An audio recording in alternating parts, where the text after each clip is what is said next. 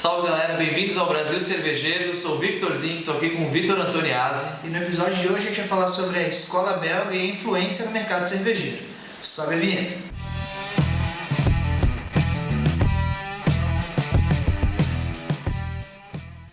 Escola belga, talvez a grande responsável por toda a mística que a gente tem em volta da cerveja, por toda essa questão da conexão divina da cerveja, né? Essa questão de não é só um produto que eu bebo, tem uma história, uma energia, algo inexplicável acontece em volta da cerveja.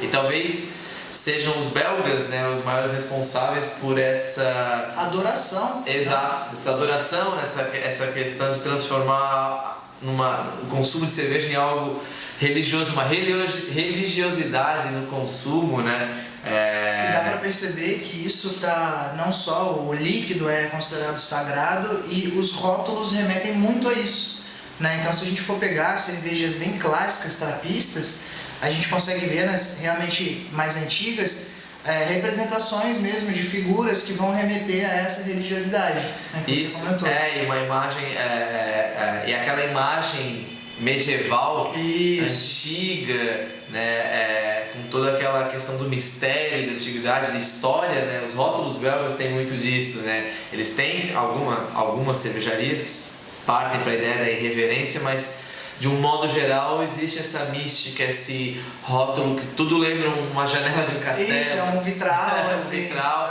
Então esse conceito de conexão com o passado, com essa conexão da época que a cerveja era feita pelos deuses, porque ninguém ainda sabia que era o fermento que acontecia ali, né? E até conectando essa ideia, ninguém no mundo sabia direito o que fazia a cerveja, o que acontecia, mas o belga já entendia que se eu deixasse a minha cerveja neste ambiente eu tinha um resultado, naquele outro ambiente eu tinha outro resultado. Talvez o belga tenha sido o primeiro a tentar domar o fermento sem nem saber o que ele estava tentando domar, né? Mas ele sabia que era uma peça importante do quebra-cabeça. Essa energia, esse espírito que está acontecendo em volta ali, né? A primeira escola a tentar controlar essa energia misteriosa foi a escola belga. Cara, e era muito louco isso, se a gente for parar para pensar, né, os celeiros, enfim, aonde ficavam, né, onde a fermentação acontecia, isso tudo era preservado de uma forma que não podia tirar, ainda não pode, né, tirar uma teia de aranha. Reforma, cara, e tudo você vai mexer na microbiota. Né, isso é muito interessante, a gente ainda não tem nada nesse sentido aqui no Brasil, eu nem sei se a gente vai caminhar nessa direção, mas sem dúvida o que a gente tem em comum é essa questão de trazer o ambiente, o terroir, para a cerveja, né? Como a gente já discutiu em outros vídeos, e se você ainda não viu o nosso documentário da cerveja brasileira terroir, vai ter um card aqui embaixo para você conferir, e é justamente, eu acho que esse foi o grande legado, né, da escola belga pra gente, pros brasileiros. Essa adição do sabor da terra, né, o sabor do local, a região, aonde é feita essa cerveja, qual o gosto. Como a gente tem isso no vinho, né, no mundo do vinho, tem muito dessa questão do terroir, o vinho francês, do norte, do sul, o vinho italiano, o vinho português, essa denominação de origem, né, que tem na cerveja, né, a única denominação, inclusive, fora a questão dos estilos, né, o estilo de cerveja, mas que podem ser feitos em vários lugares. A única escola que tem denominação de origem oficial é a escola belga. Sim.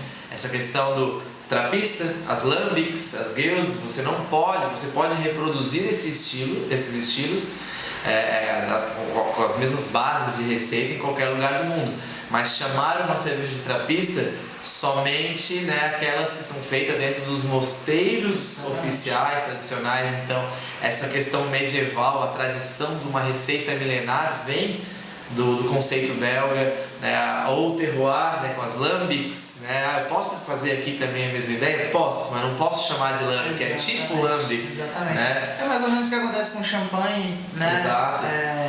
No Brasil, o mais próximo disso que a gente tem, eu acho que seja talvez a questão dos queijos. Queijo Minas e a cachaça, né? A cachaça é uma denominação de origem. Cachaça, né? É verdade. Então a gente tem no Brasil, então cerveja ainda não tem, né? Então acho que dentro da cerveja somente a escola belga tem denominação de origem. Acredito que sim. Né? Então é uma influência muito do valorização do sabor local, né? Qual é o gosto que a gente sente quando está naquele local, né? É como isso é super importante, né, pra gente criar conceito, e já acontece aqui na nossa culinária, né? A gente sabe que a comida mineira é mais gostosa onde? Né? Em Minas, feita lá no local. A comida nordestina, a comida baiana, né? É boa lá, né? Você parte para o sul, a parte das carnes, né?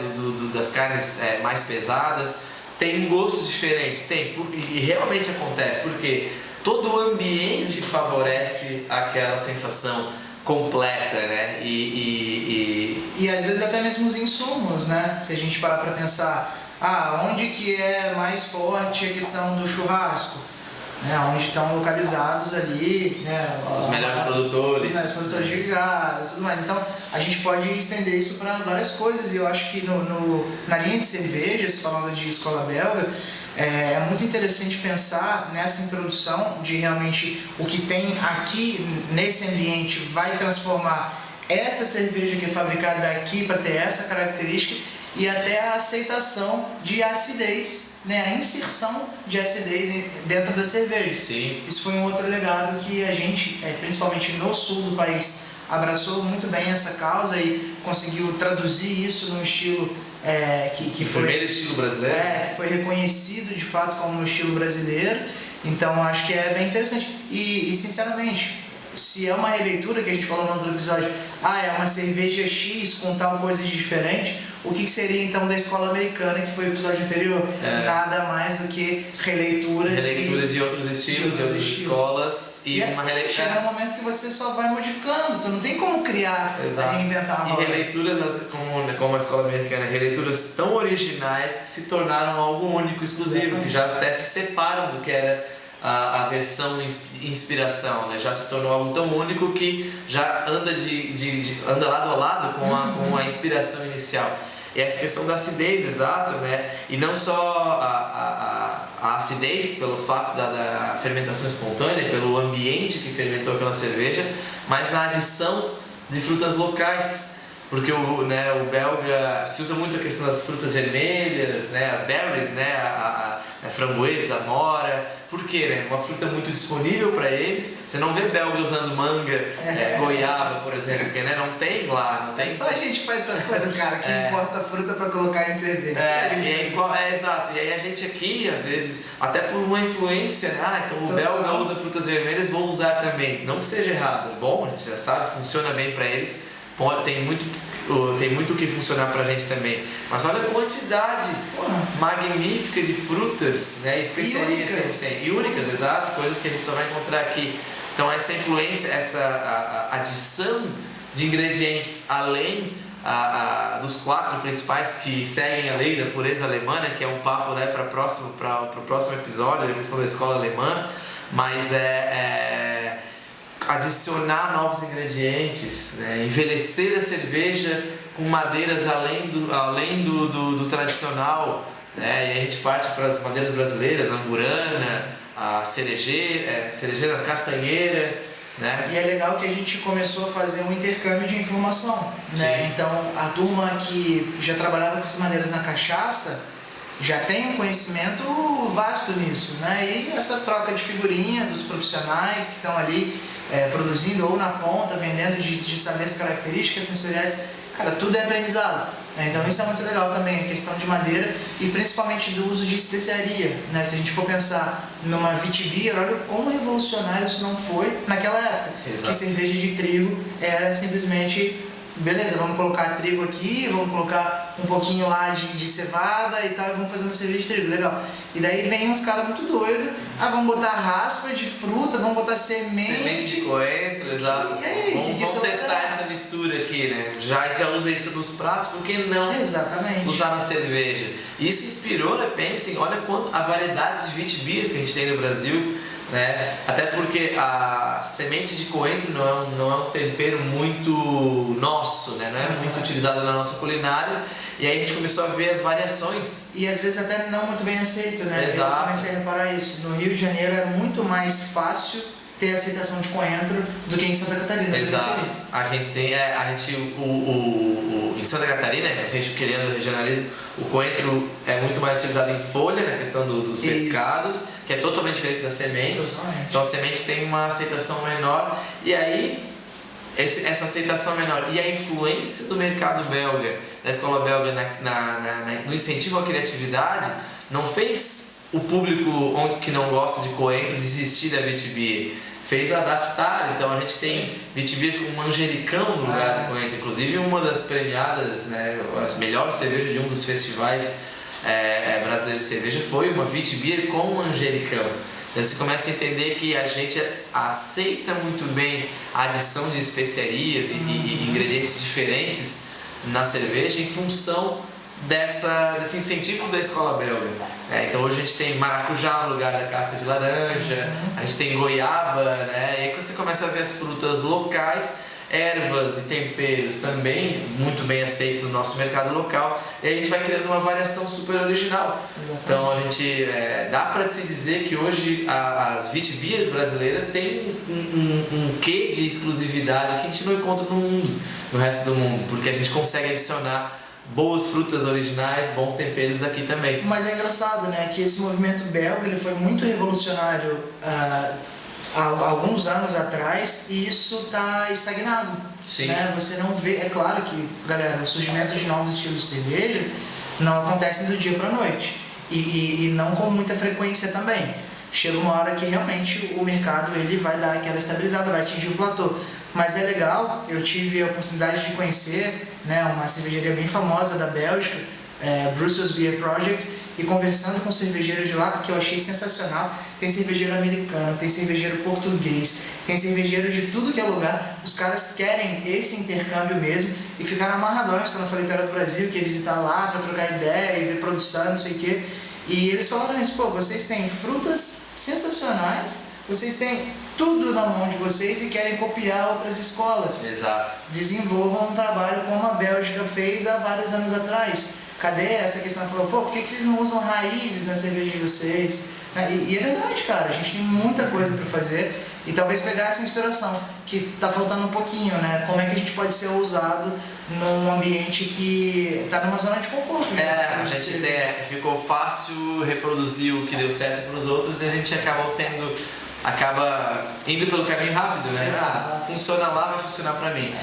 E essa questão de adição, para ver como a importância dessa criatividade na cerveja para alguns ingredientes no país. O cumaru, por exemplo, né, que é a baunilha amazônica, ele é famoso hoje no país inteiro, pensando assim, principalmente no meio cervejeiro, em função da própria cerveja, que algumas cervejarias começou lá atrás com a Amazon Beer, né, que tinha a IPA com cumaru, uma Red Ale com priprioca, que era uma raizinha, né, vários frutas, né, a Witbier era com uma fruta que lembrava muito. Não, a Witbier deles tinha uma fruta tipo, não é cajá, que trazia sensações do maracujá também.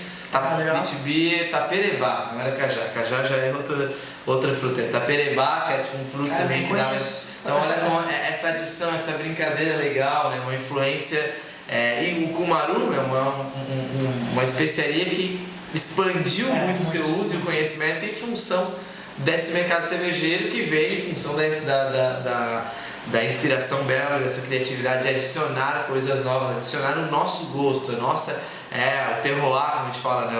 O gosto do Brasil dentro das cervejas, e adaptando estilos internacionais para nossa Exato, e nossa com a utilização de madeiras também, pô, é sensacional combinar amburana e cumaru, fica, cara, fantástico. Exato, Outro ponto, né? A gente falou ali, se o belga foi o primeiro a entender que existia essa mística, né? A tentar domar o fermento sem nem saber o que era, essa tentativa inicial deles gerou assim, até uma referência do que é a escola belga hoje, que é o estudo sobre o fermento, né? Eu entender que o belga não tinha lúpulo disponível de alta qualidade como tinha o alemão, ou o inglês? A gente é muito mais próximo, essa que é a parada, a gente é muito mais próximo da escola belga do que qualquer outra escola. A gente só não enxerga isso. Costumo brincar em aula que a escola belga, o belga é o brasileiro da Europa, né? Na questão de produção de cervejas. É isso aí.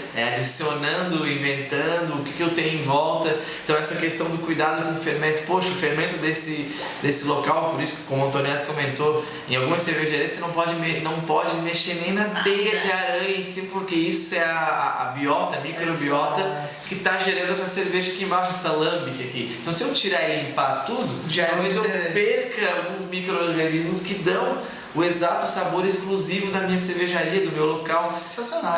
Então esse domínio, essa ideia gerou esse cuidado enorme em reproduzir fermentos que tragam notas de especiarias.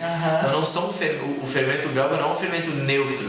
O fermento belga ele aparece no copo, ele vai, ele se mostra presente, é uma das estrelas que se destaca. Compõe muito a cerveja. Compõe muito, né? Vai ter a questão da produção dos ésteres, dos fenóis, a questão dos condimentados, até o destaque para as especiarias. Então o belga criou muito essa questão de desenvolver fermentos que aguentam adições de outros ingredientes, porque muitas especiarias, muitas ervas tendem a inibir o trabalho, né? Pode ser mais, com alguns compostos de proteção da própria planta ou da fruta que poderiam inibir o trabalho do fermento. Então o belga teve muito cuidado ao longo desses centenas de anos aí, até de trabalhar cepas de fermento, né? O cuidado com a genética do fermento para criar algo que pudesse receber especiarias e ter seu destaque. E do jeito que funcionava para eles, né? Isso que é o mais interessante. E não existia e não existe certo e errado quando você está falando de, por exemplo, uma lambic. É a característica daquela microbiota. Mas puxa mais para isso, legal, isso é a marca registrada da cervejaria tal. Mas tem tal característica. Então, assim, é uma outra coisa para a gente se alertar.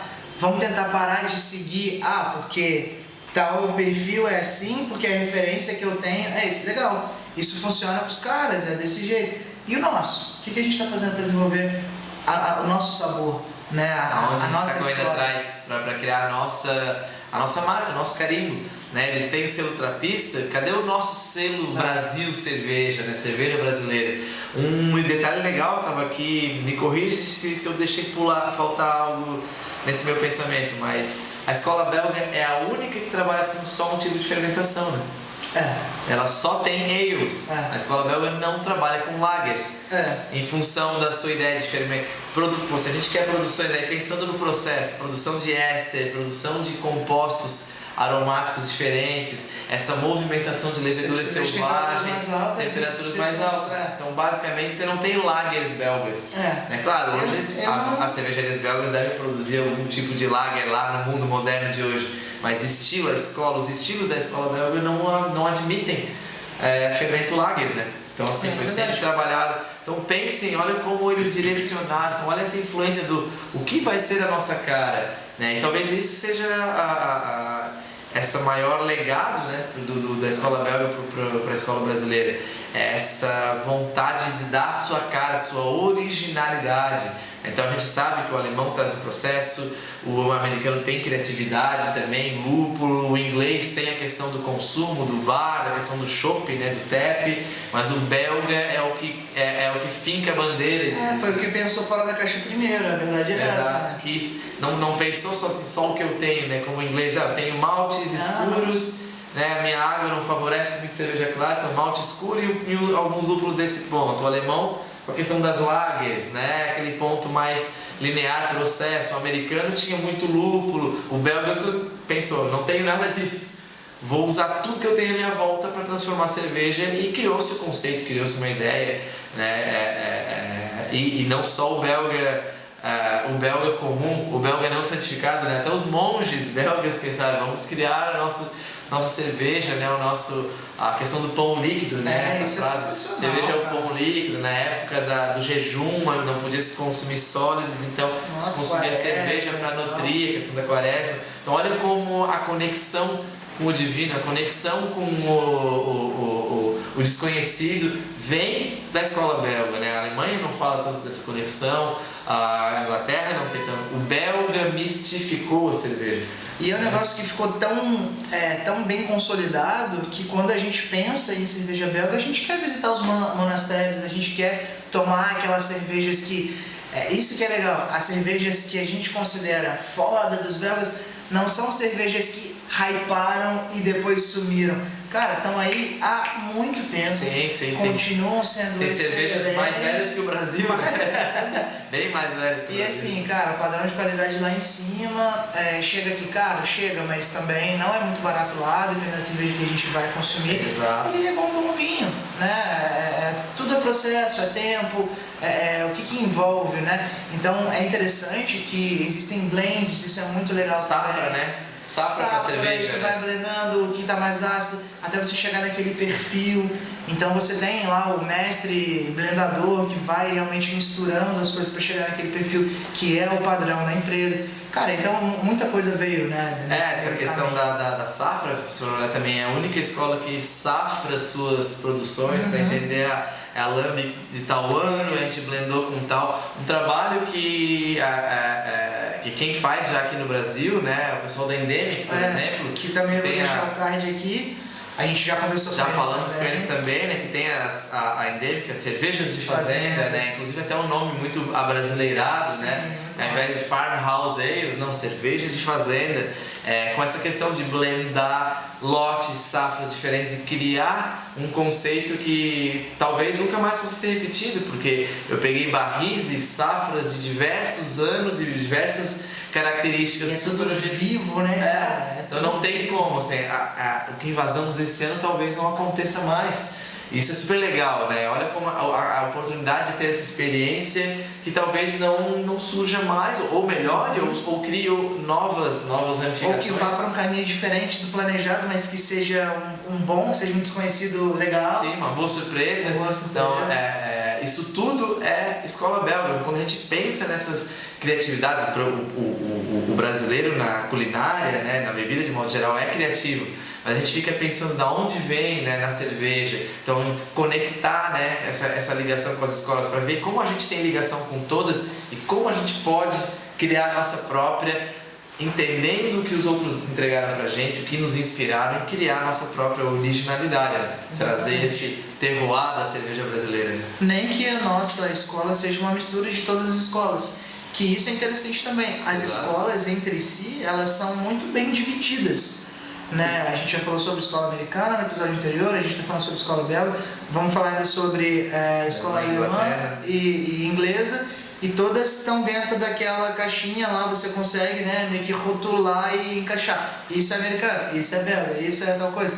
E por que não, né, brincar um pouco? Eu acho que seria bem interessante mesmo fazer releituras misturando. Talvez o grande caminho da nossa escola é criar releituras da mistura das outras. Isso, seria interessante. E dar o nosso toque original. Criar a nossa escola brasileira, que não tá longe de acontecer, e inclusive, um pouco de opinião pessoal, né, de novo, não caiam, não acreditem muito nessa barreira que impõe, nós nunca seremos uma escola porque ainda dependemos de séculos de produção para virar uma escola. Não, gente, não vamos bater cabeça nas pedras dos outros, né? Os outros países levaram esse tempo todo, sim, tem tradição, mas a gente já pode direcionar, e a gente já é, né, um mercado cervejeiro único, nós já somos, né? O mercado brasileiro de cerveja já é único no mundo, já tem sua característica, sua força única, né? As outras escolas, outros mercados já enxergam a gente como algo bem construído, algo bem moldado e com um potencial até pelo consumo que a gente tem, né? Então a nossa evolução está sendo muito rápida, então a gente pode sim criar a escola brasileira de cerveja, adaptando o que outras escolas fizeram, mas com a nossa cara. Então esse terroir, essa ideia do fermento daqui, o lúpulo daqui, o malte daqui, os profissionais também, né? O terroir não é só o que nasce da terra, né? Nós, pessoas que, né? O brasileiro nascido aqui, o brasileiro que trabalha, que vive aqui, né? Isso também, as pessoas também fazem parte do ingrediente completo, né? Então isso tudo tem que ser explorado, está aberto para ser explorado, e é o caminho para a gente se tornar cada vez mais um ícone cervejeiro para o mundo todo. E é fato, os belgas têm uma influência absurda, cara. Eu sou fãzão do trabalho de Maurício. Gosto demais também. Acho que hoje, né, o que mais me inspira é quando o tema é criatividade. Vão inventar algo novo. Né? É a escola belga. Tem pouca propaganda no Brasil, mas a influência dos caras é gigantesca no nosso meio de lidar com a cerveja. E é invisível, né? A gente não se dá conta muitas vezes. Bom, acho que a gente encerra por aqui. Se inscrevam no canal, não esqueçam. Curtam o vídeo, compartilhem e até o próximo episódio.